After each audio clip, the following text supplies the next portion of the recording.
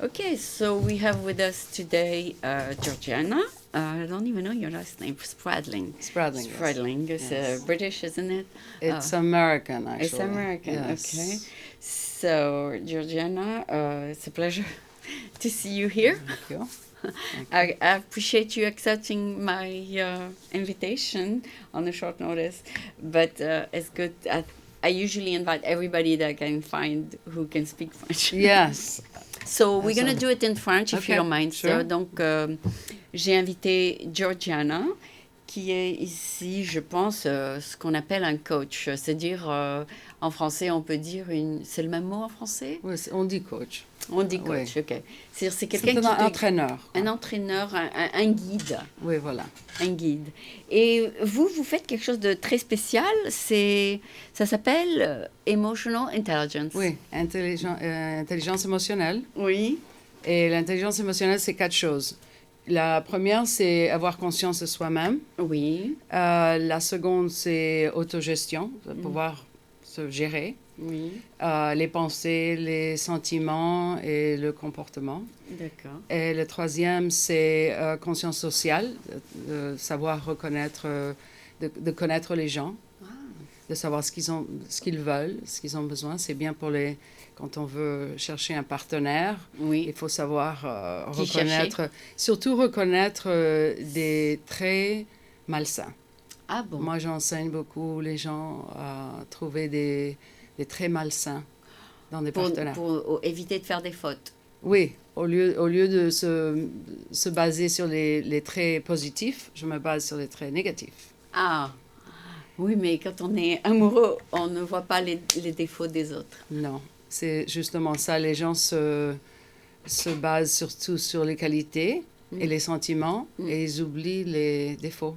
Ah, Alors moi, je leur rappelle. Je d'accord. leur enseigne à trouver des traits dans des gens avec lesquels ils sont mariés ou avec lesquels ils vont se marier. Ah. Voilà. Et les gens viennent te voir s'ils ont besoin d'un conseil avant de se marier? Oui, avant de se marier, quand ils cherchent un partenaire, par exemple, et ils font les mêmes fautes tout le temps et ils connaissent les mêmes genres de gens et ils veulent changer un peu et ils veulent connaître des gens un peu mieux, qui les traitent mieux. Et alors, ils viennent me voir et moi, je leur enseigne à comprendre les gens quand ils sont en dating, par exemple. D'accord, d'accord. Et la quatrième chose que j'allais dire, c'est la conscience sociale, enfin les relations sociales et gérer les relations comme par exemple la négociation, la communication et résoudre des problèmes. Alors intelligence émotionnelle, c'est fantastique, ça fait un peu tout, quoi. Oui. Et donc, où trouves-tu ces gens-là? Ben, ils me trouvent à travers des médecins ou à travers des gens qui viennent me voir, des clients qui Ah, ils te trouvent à toi? Oui. Ah, d'accord. J'ai un website et puis enfin, il y a des gens qui les viennent me envoient. voir, j'ai des clients et puis après, et surtout des compagnies aussi, parce que l'intelligence émotionnelle, c'est quelque chose de très important. Ça peut être professionnel? Ça peut être professionnel et par exemple, pour pouvoir avoir de bonnes relations au travail, il y a des gens qui ont des problèmes, par exemple, pour gérer les émotions, Ah oui. la colère, par exemple, dans des meetings. Et alors, les compagnies m'appellent. Ils disent comment on peut aider cette personne? Oui, comment on peut faire? Oui, voilà. C'est très intéressant. Il faut avoir un budget pour ça. Oui. Il faut un budget pour demander à quelqu'un comment on va gérer cette personne. Il faut un quoi, pardon? Il faut avoir un budget pour, Oui, voilà. pour gérer quelqu'un. Oui. Ben oui. Donc, tu travailles les grosses boîtes alors? Des grosses boîtes ou des petites boîtes, ou des gens qui viennent, par exemple, il y a des gens qui viennent et cherchent un travail et ils n'arrivent pas à avoir une bonne interview, par exemple, parce qu'ils ne comprennent pas ce que l'autre personne veut. Alors, et il y a des aussi choses il y a comme des gens qui quittent leur emploi dès qu'ils ne sont pas contents avec quelque chose, au lieu Voilà. d'essayer de résoudre le conflit. voilà. D'accord, ça c'est mon problème des fois. Ah bon? Ouais. Des fois, you let things escalate, comme on dit en français. On laisse les choses... Le conflit qui monte, oui. on laisse le conflit monter au lieu d'essayer de le résoudre. Ben oui, il faut apprendre à éviter du conflit. Ça, c'est quelque chose que les gens attendent pour être fâchés avant de réagir. Alors, moi, ce que je leur enseigne, c'est qu'il faut savoir ce ça va vous fâcher et essayer d'éviter des problèmes. Oui. C'est pas évident, hein. Ça a l'air facile, mais c'est pas évident. Ouais, des fois aussi, il y a des personnalités qui ne marchent pas ensemble. Voilà, mais il faut pouvoir comprendre les besoins de l'autre personne et en général, les besoins sont universels, c'est-à-dire besoin qu'on vous comprenne, besoin qu'on vous écoute, besoin, c'est des choses, reconnus. Des choses qui est, une fois qu'on sait ce que l'autre personne veut, c'est plus facile de leur donner. À gérer, oui. Oui, parce qu'en général, moi je dis aux gens toujours que même si vous avez raison, vous devez laisser l'autre personne avec au moins 20% de ce qu'elle veut. Ah. Parce que si vous avez raison, vous dites, bon, ben, moi, je veux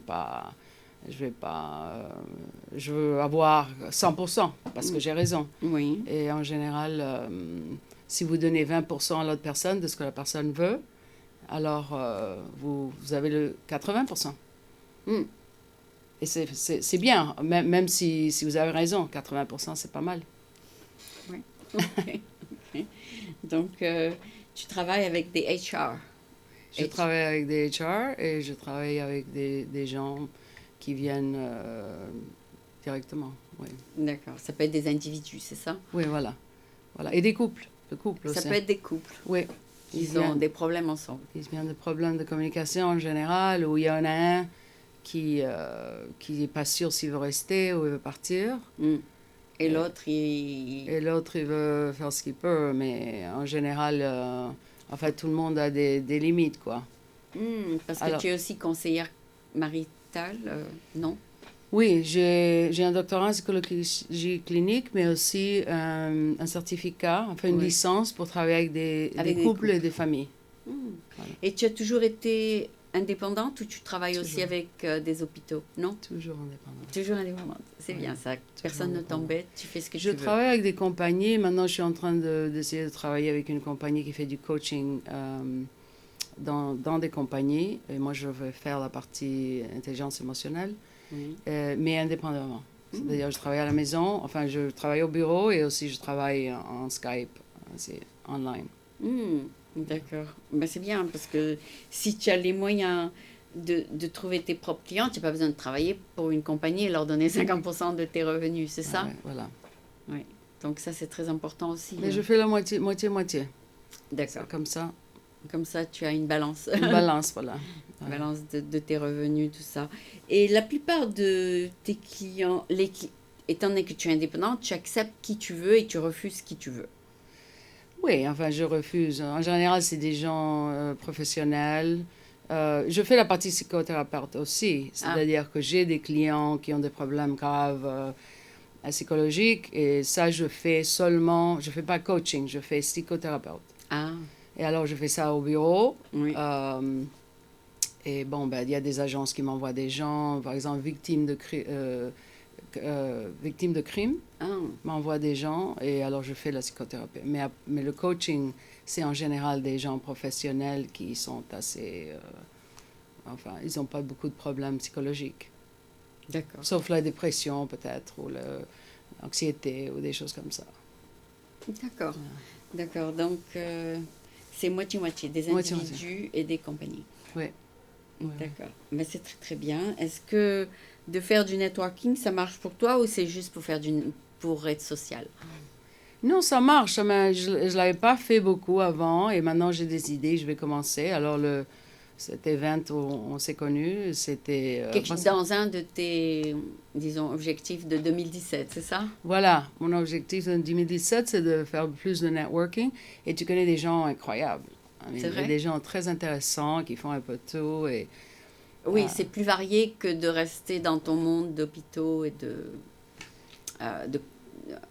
HR qui t'envoie des gens spécialement. Oui, et on les connaît, et vous connaissent, et on peut parler. Même j'ai parlé avec une personne pendant 20 minutes dans le network, et elle m'a demandé des choses sur les relations. Elle avait un problème, alors comme ça, parce que c'est difficile pour les gens online de vous connaître. Ah ouais, c'était peut-être ma fille, elle était là-bas. Oui, Elle s'appelle Jennifer, c'est elle ah bon? à qui Je tu as sais pas, parlé. peut-être. Oui, d'accord. D'accord, parce que ben, c'est bien que tu donnes des conseils aux gens que tu rencontres et tu leur donnes du feedback et tout ça. Oui. Tu travailles avec des jeunes et tous les âges, n'est-ce pas? Tous les âges, mais pas des jeunes à partir de 15 ans. Ok. Parce que il faut, pour les enfants, il faut avoir un setup complètement différent, il faut Oui. pouvoir jouer, Ah oui, oui. Alors, à partir de 15 ans. Oui, ils sont assez mûrs. Voilà. Mais la plupart des gens qui viennent me voir sont des adultes, enfin, ils ont... Oui, oui, c'est eux qui ont le problème, c'est pas les parents. Oui, voilà, parce que quand on travaille avec des gens, avec des jeunes, il faut aussi parler aux parents, il faut voir les relations de famille et tout ça, alors c'est différent. D'accord. Et tu te trouves où? C'est-à-dire tu as downtown? Je suis à California Fillmore. Ah, super. Sur le Super. Fillmore, il y a tous Oui. les thérapeutes, ils sont à C'est Fillmore vrai? avec leur C'est café, vrai? oui. Ils vont à Pete's ou ils vont à Starbucks. D'accord. Et toi, tu es là-bas. Et moi, je vais à Pete's. Non, mais je suis à Californie, entre Webster et Fillmore. C'est super ça, c'est super. Parce que ça, Californie, c'est la limite entre Pacific Heights et Lower Pacific Heights. Oui, voilà. Après, North, c'est Pacific Heights, South, c'est Lower Pacific Heights. Donc tu as juste... Juste à moitié. Et les gens viennent, ils font des courses, et puis boivent un café, ils vont faire du lunch. Oui, oui, il y a toujours tous les gens de Lower Pacific Heights dans ton quartier. Ouais. Voilà. Ben, c'est super. Et donc, tu te fais connaître aussi quand tu fais un peu de... Tu vas au café, tu parles aux gens, tu leur dis voilà. J'ai pas beaucoup le temps pour faire ça. J'aimerais beaucoup faire ça. Ah bon? Ah, mais j'ai pas le temps. Parce qu'en général, j'ai une client après l'autre. Ah bon? Et c'est difficile. Et après, je termine. Tu prends des notes sur chaque client Je prends pour des ne pas notes. oublier. Oui, je prends beaucoup de notes. Ah, Je garde les notes 7 ans. C'est vrai? 7 ans. Et tu ouais. as un recorder ou tu prends par la main? Non, pas de recorder. Ok. Si quelqu'un me demande de faire un recording, je le fais. Mais moi, je le fais pas. D'accord. Parce que maintenant, tu as le iPhone où tu fais un mémo et tu enregistres. Mais... Ah oui, non, mais je n'utilise pas le téléphone. Je commence à faire des vidéos au téléphone, avec la technologie Ah nouvelle. oui, parce que tu peux parler aux gens par vidéoconferencing.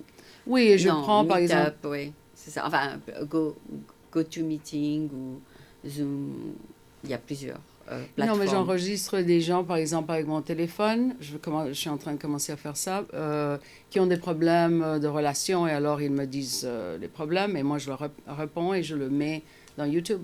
Ah, pour qu'ils peuvent voir ça en privé. Non, pas en privé. Enfin, ils me donnent la permission de le publier. Ah bon? Et bon, ben, c'est des questions qu'ils ont, ou des commentaires sur les relations. J'ai eu des problèmes avec ceci ou cela, ou comment tu fais pour... Ah, parce que tu as ta chaîne YouTube. Mais voilà. D'accord. Voilà. Et tu l'envoies à ta mailing list ou quelque chose comme ça. Ouais, voilà. Ça fait partie de ton marketing plan. Voilà. Ok. Voilà. Ok, ben c'est très intéressant ce que tu fais. Est-ce que tu voudrais nous expliquer ce que tu fais en anglais? Oui, bien sûr. Ok, donc on va faire la partie en anglais maintenant. So, for those who did not understand everything, this is Georgiana Spradling, and she is basically what we just said, a coach. So, Georgiana, thank you for being here. It's great that you can speak both Thank you. languages. Thank you. And please let us know what you do in general and what interests you to do in general so that you don't get the people you don't want to deal with. Okay. I have a doctorate in clinical psychology, family therapy license. One of my specialties is domestic violence and anger management. Oh, So, and I'm basically an emotional intelligence relationship coach. So Oh. I work with people who have issues in relationships either at work or at home. okay. And how do you advise people? You tell them don't do that, or you do something else? Sometimes. Ah. Sometimes I'll tell them not to do that. It depends on how extreme their behavior is. Oh, If I okay. feel that they're in danger, or if I feel that I mean, the coach is different yeah. than the psychotherapist, All and that right. the coach is much more is more interactional, All right. and at the same time is more directive. Okay. But it's collaborative in a way. But if they come to see you, they're willing to listen to you. Well, hopefully. Some people just come and they just want to talk, but Really? that's not really not the point of the coaching. Mhm. It's very much set on goals, and once we set the goals, I just push them through Okay. and try to get them to focus and follow through. Okay. And the final goal is to remove the bad behavior. Sometimes the bad behavior, sometimes it's about emotions. I mean, because I work with emotions a lot. So sometimes it's about understanding their own emotions, because usually thoughts, feelings, and behaviors are tied up. So if you have a negative thoughts, you will have a negative feeling, and then you'll have a negative behavior. So in order to change a behavior, oftentimes you have to focus on the thoughts, Mm-hmm. distortions, assumptions that you have about people, about life, about yourself. And so sometimes that gets you in trouble because it creates negative feelings that then create negative behaviors. Like you get defensive in relationships, or you get aggressive, or you get angry. That is related to what you think. So I work Okay. with their mind and their thought process. Isn't that so deeply rooted that it's hard to change? Well, actually, no. I mean, some thoughts are deeply rooted, and some people have beliefs that are very deeply rooted. But oftentimes, when you recognize that the mind That it's, is completely out of control, the mind is unruly. So you have a lot of thoughts, millions of thoughts a day that are completely distorted. Like Oh. I hear a noise and I think, oh my God, it's a bomb. Really? That's because maybe I was in a country where there Where were there bombs. was bombs. Okay. Or maybe I had an incident recently where someone broke in. And so Oh. your thoughts are assumptions about the world and about reality. And so unless you really are critical about those thoughts and review them and say, okay, is this accurate? Is this inaccurate? Then it will take you to act in ways that are, that are not healthy, for example. Okay. So you try to identify these problems. I try to identify the thoughts and work with the feelings so that people can identify the feelings that are getting them in trouble, that are making them react a certain way. Like if you're afraid, you will react a certain way. If you're angry, you will react another way. Mm-hmm. So if you're aware of what you're feeling, which some people are not, Okay. in the moment, like they will deny that they're angry or they will deny that they're afraid. If you deny your feelings, you will not be able to change your behavior. Oh, okay. You're in denial. Yeah, exactly. You're in denial. And so, it's interesting work. I mean, once people understand that they have control over their minds, then all of a sudden everything they think is up for evaluation. Oh, okay. So it's interesting. Yeah. So you have a very interesting job. You get into things that are very personal and private, and people have to trust you first, of course. They have to trust me. And Trust is very important. yeah, and they have to trust that your advice is sound and good, and then implement it. And then, are you also part of the health system, or it's totally separate? I mean, if somebody has Kaiser or Blue Cross or Blue Shield, no. Not personal insurance, although I give people the paperwork to submit to the insurance And companies. they might. I get some referrals from the city and from victims of crime. So if someone, So the city will pay for it. the city will pay for it. Yeah, Medi-Cal will cover it through the city, but not personal insurance. I Okay. did in the past, but it's I've stopped. Well, yeah, I just learned something today that the department, the police department, dismiss people who do petty thefts because the prisons are full. Cool. So, this is new in San Francisco, by the way. It's not, it used to be that they would lock them up for a couple months for Yeah. petty theft. But now they just tell them not to do it again and let them go. Is there a way to change these people who keep doing it? Well, sometimes they have an impulse control issue, Ah, and so you have to get to and that's related to an anxiety. ah. So it's an anxiety that is triggering. I mean, it's basically an impulse control disorder. Oh, And so sometimes you have to treat the impulse control disorder. So that's at that point, that's when the city send them to you.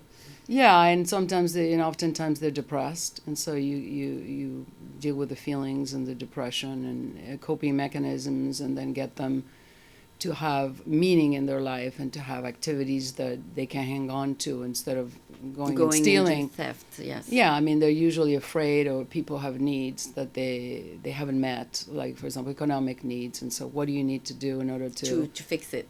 in order to feel stable and not having to go and steal? Okay. Yeah. Yeah, that's one area where you can work with the city because of the change of the law, where they just let Yeah. them go. Just simply let them go. In the past, they would lock them up. Well, if they refer them, if there's a court order, then it's a lot easier to get to, because a lot of times people, when they're let go, they just don't think about going to therapy. Ah, It's not that they think, okay, I have a problem, unless they're mandated to go. Okay, but sometimes they let go and they do it again the very next day or something like that. Yeah. Well, if they get caught, sometimes the family members will take We'll them try into to take care of that. to take them into therapy and help them out. And they do an intervention, just like if someone has an substance abuse problem. Oh, okay. So those are the kind of problems you have to. But if you don't want to deal with that topic, do you have the right to say no? I don't want that client. Yes. Oh, okay. I mean, that's the beauty of your private practice. And basically, you're trying to match your skills to the people, the needs of the people. So let's say that I don't have an expertise and I have a person that has certain issues that I've never treated. Well, I mean, ethically, I have to say I'm not the best person for you. And you refer them. And then you refer them. You refer them out. You try to find them a therapist that can help them.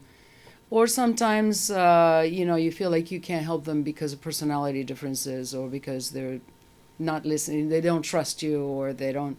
So eventually you decide maybe this is not the right thing for you. It has to work. Okay, so we talk in general of all the different things you can do. Can you give us a specific success story that you have helped someone and it was really marvelous, and the person Marvelous. really, Okay. and the person really thanked you at the end that they finally saw the light? Well, a lot of the help, I mean, it's interesting because you help someone to develop a new way of thinking and to develop critical thinking and strategies for things. And oftentimes it takes time to implement. So if someone stays with me for several years, then obviously I have time to see the results.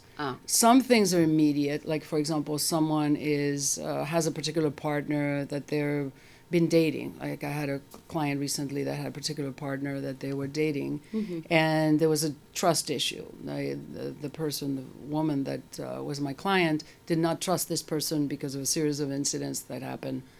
And so we go through the incident, and I help her evaluate the person. And so in this particular case, this person was fairly narcissistic and had a lot of behaviors that suggested that they had a substance abuse problem. And so how do you evaluate that? How do you spot these particular traits so that you protect yourself and don't involve yourself with this person for longer than you need to? Oh, okay. So in this particular case, we set up, a lot of the things that she needed to look at. She did look at them, and she made a decision to let the person go. So you helped them make that decision. I helped them make that decision. What if they change their mind? Sometimes they do. I mean, women, for example, who have been abused, they go back to the same situation. They go back to the same thing several times. Oh. And oftentimes it has a lot to do with they've never developed self-esteem, or they never really developed the skills that they needed to function independently. A lot of the times there's economic dependency. Oh, okay. So you have to work on those things and have the patience, and let the person know that they will leave. And talk about the consequences and of them staying. But it's very common that they would stay. They will repeat the same scenario. It's called repetition compulsion. Oh, really? Yeah. Okay. In psycho bubble terms, it's called repetition compulsion. People tend to repeat the trauma. So if you had a father or mother that was abusive, oftentimes you will get a partner who's abusive. Oh, and you repeat it. Yeah, I mean, technically is to master it. I mean, psychologically, it's to, get a better outcome. But since people don't know and they don't have the skills, they tend to repeat the same thing and they suffer. I see. All right. Yeah. So I understand a little bit what you do.